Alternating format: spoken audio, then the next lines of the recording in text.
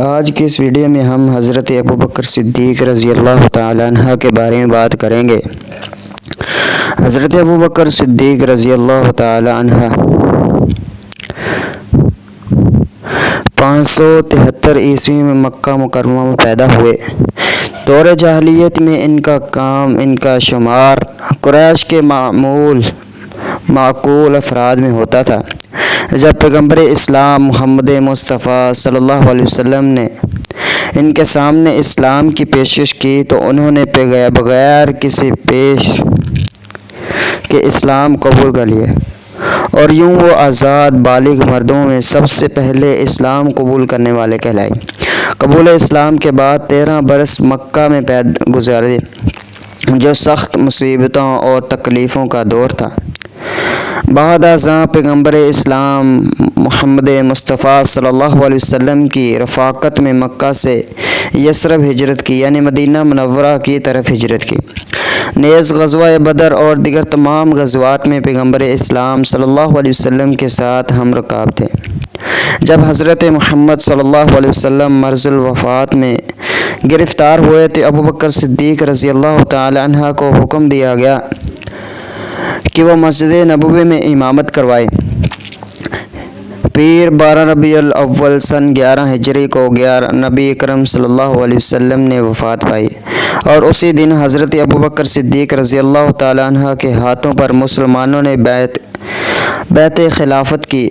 منصب خلافت پر متمکن ہونے کے بعد ابوبکر صدیق رضی اللہ تعالی عنہ نے اسلامی میں والیوں، عاملوں اور قاضیوں کو مقرر کیا، جا بجا لشکر روانہ کیے۔ اسلام اور اس کے بعض فرائض سے انکار کرنے والے عرب قبائل سے جنگ کی، یہاں تک کہ تمام جزیرہ عرب اسلامی حکومت کا مطیع ہو گیا۔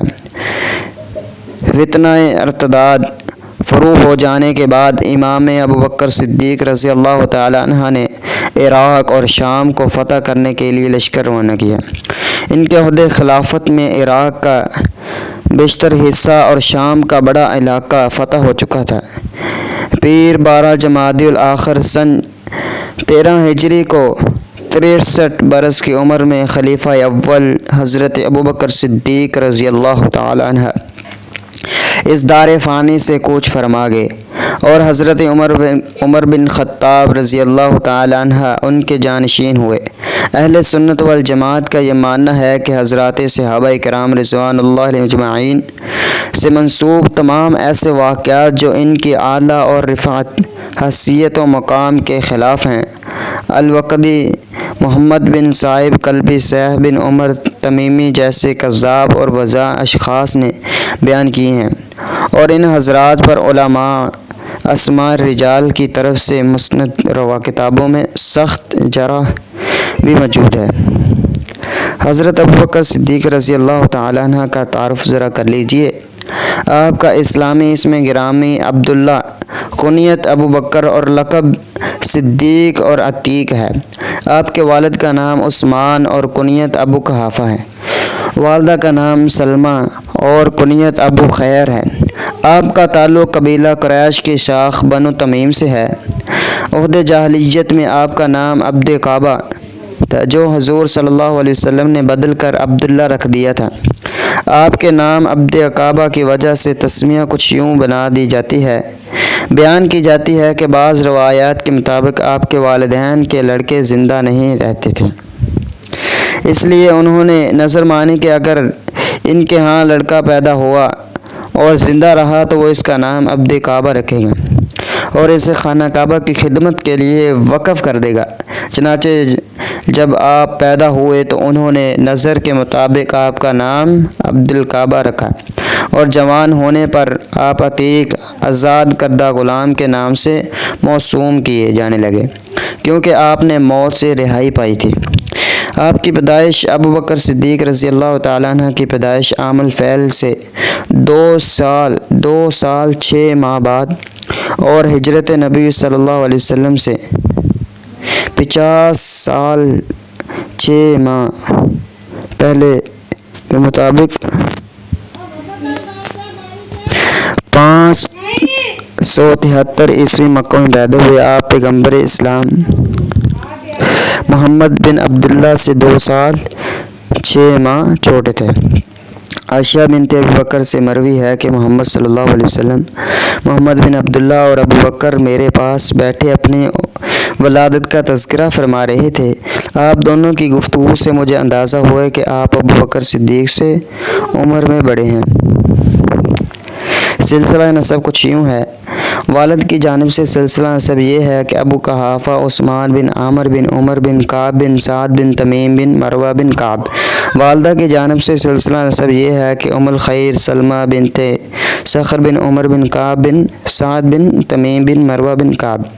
بعض لوگوں نے آپ کی والدہ کا سلسلہ نسب یہ بیان کیا ہے کہ سلمہ بنت صخر بن عمر بن عمر بن کعب بن سعد بن تمیم بن مروہ، مگر یہ غلط ہے، اس لیے کہ اس صورت میں وہ ابو قحافہ کی بھتیجی ہو جائیں گی، اور اہل عرب بھتیجی سے دور جاہلیت میں بھی نکاح نہیں کرتے تھے۔ آپ کے والد اور والدہ دونوں کی جانب سے حضور صلی اللہ علیہ وسلم سے سلسلہ نسب 7ویں پشت میں مل جاتا ہے، کیونکہ آپ کے والدین آپس میں امزاد تھے۔ ابن سعد کا قول ہے کہ ابو بکر کی والدہ کا نام لیلہ بن صخر تھا۔ کنیت کی وجہ تسمیہ کیا ہے؟ ابو بکر کی کنیت کی اور صدیق کی کنیت کی وجہ تسمیہ یہ ہے کہ آپ کی کنیت ابو بکر کے بارے میں منقول ہے کہ چونکہ آپ اعلیٰ خلصتوں کے مالک تھے، اس لیے آپ ابو بکر کے نام سے مشہور ہوئے، جو بعد ازاں آپ کی کنیت ٹھہری۔ آپ کی کنیت ابو بکر کے بارے میں یہ سند پایا تکمیل تک نہیں پہنچتی کہ آپ کو سب سے پہلے ابو بکر کے نام سے کس نے پکارا۔ مورخین نے آپ کی کنیت کے مشہور ہونے کے ایک وجہ یہ بھی بیان لکھی ہے کہ عربی میں بکر جمع اونٹ کو کہتے ہیں، اور آپ کو چونکہ اونٹوں کے گروہ پرداخت میں بہت دلچسپی تھی اور ان کے علاوہ معالجے میں بہت واقفیت رکھتے تھے، اس لیے لوگوں نے آپ کو ابو بکر کہنا شروع کر دیا۔ صدیق کی کنیت کی وجہ تسمیہ یہ ہے کہ آپ کے لقب صدیق کی وجہ تسمیہ یہ ہے کہ واقعہ معراج کے بعد قریش مکہ کو اپنی معراج سے آگاہ فرمایا، تو آپ صلی اللہ علیہ وسلم نے قریش مکہ کو اپنی معراج سے آگاہ فرمایا، تو انہوں نے آپ کی تکذیب کی، جھٹلا دیا۔ جب ابو بکر صدیق رضی اللہ تعالیٰ عنہ کو واقعہ معراج کے بارے میں پتہ چلا تو آپ نے فرمایا میں معراج پر جانے کی آپ صلی اللہ علیہ وسلم نے فرمایا کہ میں معراج پر جانے کی تصدیق کرتا ہوں۔ چنانچہ حضرت ابو بکر صدیق رضی اللہ تعالیٰ عنہ نے فرمایا کہ رسول اللہ صلی اللہ علیہ وسلم معراج پر جاتے ہیں، اس کی تصدیق کی۔ چنانچہ محمد بن عبداللہ نے آپ کی اس تصدیق کی وجہ سے آپ کو صدیق کا لقب عطا فرمایا، ندوی تصدیق کا لقب فرمایا۔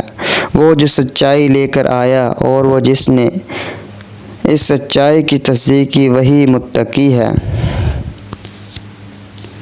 آج کے لیے اتنا ہی کافی ہے، ملتے ہیں اگلی ویڈیو میں، تب تک کے لیے اپنا خیال رکھیے۔ السلام علیکم۔